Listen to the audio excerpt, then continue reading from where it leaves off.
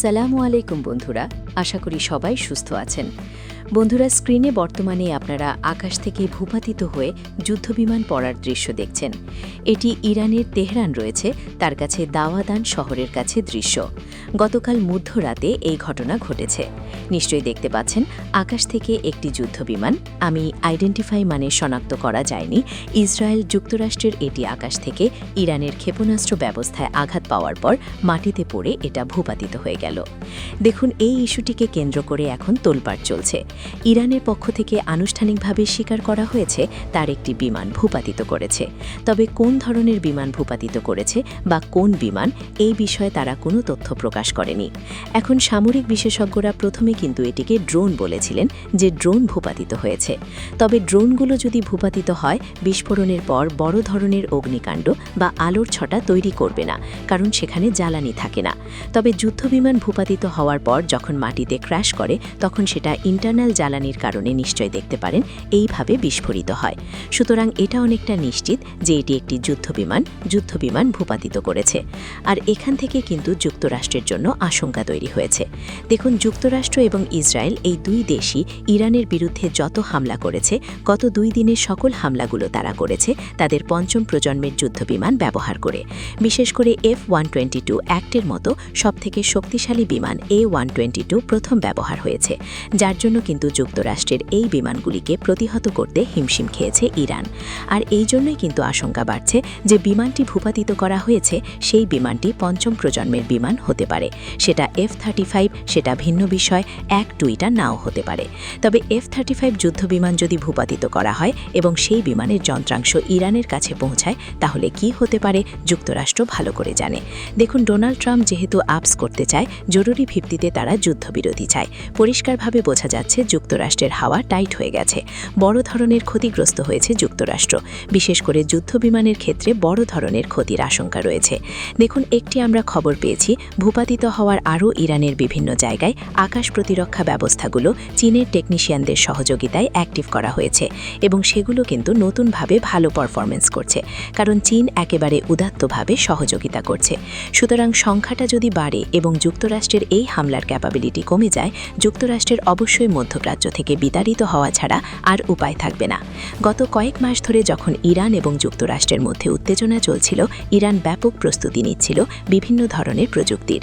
আপনাদের স্মরণে থাকার কথা, আমি গুচ্ছ বোমার কথা বলেছিলাম যে ইরান এমন টেকনোলজি আয়ত্ত করেছে, একটি ওয়ারহেডের ভেতর ছোট ছোট আরও প্রায় 100-র কাছাকাছি, কোনো ক্ষেত্রে 70 থেকে 80টি পর্যন্ত ছোট ছোট বোমা থাকে, যেগুলো গুচ্ছ বোমা বা ক্লাস্টার হেড, যেগুলো আকাশ থেকে বিস্ফোরিত হয়ে বৃষ্টির মতো গুচ্ছভাবে সেটা মাটিতে পড়ে এবং মাটির বিভিন্ন জায়গায় সেটা লুকিয়ে থাকে।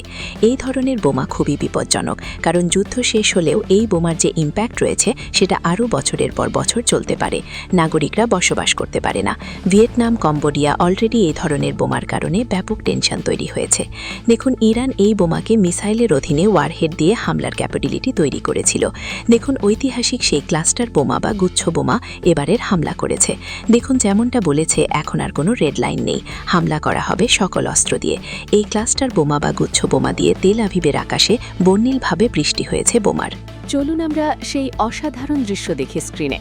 বর্তমানে আপনারা তেল আভিবের আকাশে সেই গুচ্ছ বোমা বিস্ফোরিত হওয়ার পর ধাপে ধাপে একসঙ্গে 100 বোমা যেভাবে তেল আভিবে পড়ছে তার দৃশ্য দেখছেন।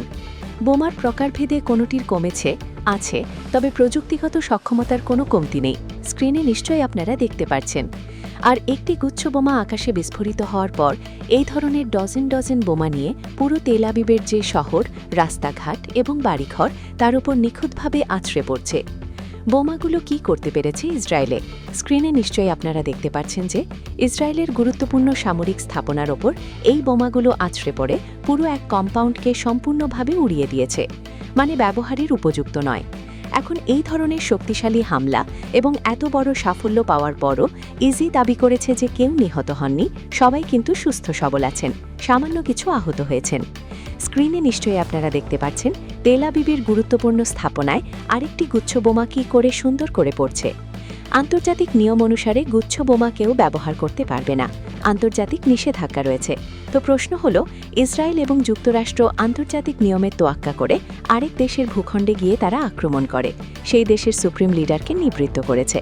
তারা বিভিন্ন দেশের প্রেসিডেন্টকে উঠিয়ে আনে, আন্তর্জাতিক নিয়ম তা তোয়াক্কা করে না। সুতরাং তাদের জবাব এইভাবে দিতে হবে। মানে বর্তমানে আপনারা যে ড্রোন ফুটেজ দেখছেন, প্রথমে আপনিও অবাক হয়ে যেতে পারেন যে হয়তো এটা গাজর প্রত্যাখ্যানের দৃশ্য।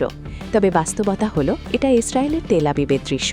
পশ্চিমা বিশ্বের সংবাদ মাধ্যম যখন এই ড্রোন দিয়ে ভিডিও ফুটেজ রেকর্ড করেছে, তারা বিশ্বাসই করতে পারছেন না যে তেল আবিবের কখনো এই ধরনের পরিস্থিতি হতে পারে, বা ইরানের সামরিক সক্ষমতা এই জায়গায় গিয়ে পৌঁছেছে। তেল আবিবকে তারা এই ধরনের স্টোন এজে পৌঁছে দিতে পারে। ইস্যুটিকে কেন্দ্র করে তারা খুবই আপসেট, সিদ্ধান্ত আনুষ্ঠানিকভাবে। তবে এখনও প্রতিশোধ শুরুই করেনি, শুধুমাত্র সামরিক স্থাপনাগুলোতে আক্রমণ করেছে। দু একটি হামলা হয়েছে বেসামরিক স্থানে, বাকিগুলো কিন্তু সামরিক স্থাপনায় হয়েছে। তবে ইরান প্রতিশ্রুতিবদ্ধ রুপিস 4 এর অধীনে ইসরায়েলের পুরো অস্তিত্বকে তার সংকটে ফেলে দেবে, এমন তারা প্রতিশোধ নেবে। ভবিষ্যতে ইরানের বিরুদ্ধে তারা দাঁড়াতে অন্তত 3 থেকে 4 বার চিন্তা করবে। তার বাস্তবিক যে ট্রেলার রয়েছে সেটা কিন্তু এজে দেখছি। পরিস্থিতি অনুধাবন করে যুক্তরাষ্ট্রের প্রধানমন্ত্রী ঘোষণা দিয়েছে নিজেকে রক্ষা করতে হবে, এবং তিনি এবং তার বাহিনী পরোক্ষভাবে সরাসরি যুক্তরাষ্ট্র ইসরায়েলকে সহযোগিতা করবে, তারা এই ঘোষণা দিয়েছে। অত্যন্ত গুরুত্বপূর্ণ এই ইস্যুটিকে কেন্দ্র করে অবশেষে চীন মন্তব্য করেছে সরাসরি যুক্তরাষ্ট্র ইসরায়েলের এই পদক্ষেপকে আন্তর্জাতিক নিয়মের লঙ্ঘন বলে বিশ্ব শান্তি রক্ষা করার জন্য ইরানের সঙ্গে দৃঢ়ভাবে চীন থাকবে তার ঘোষণা দিয়েছে। দেখুন, চীনের পক্ষ থেকে বলা হয়েছে, যেভাবে জোন চেঞ্জ নাম করে বিভিন্ন দেশের রাষ্ট্রপ্রধানের ওপর যুক্তরাষ্ট্র আক্রমণ করছে, সেটা বিশ্ব শান্তি এবং নিরাপত্তাকে পুরোপুরিভাবে ধ্বংস করে দিচ্ছে। পৃথিবীর দেশগুলো আর নিজেদের নিরাপদ মনে করছে না, এবং বিশ্ব শান্তি এবং আন্তর্জাতিক আইনের যে চীন রয়েছে সেটা ভেঙে ফেলেছে যুক্তরাষ্ট্র। সুতরাং কোনোভাবেই এটাকে আর বরদাস্ত করা যায় না। ইস্যুটিকে কেন্দ্র করে চীনের প্রেসিডেন্ট শি জিনপিং মিস্টার পুতিনের সঙ্গে জরুরি ভিত্তিতে টেলিফোন করেছেন, এবং দুইটি দেশই একমত পোষণ করেছে যে কোনো উপায় হোক না কেন ইরানকে রক্ষা করতে হবে এবং ইরানের পাশে থাকবে।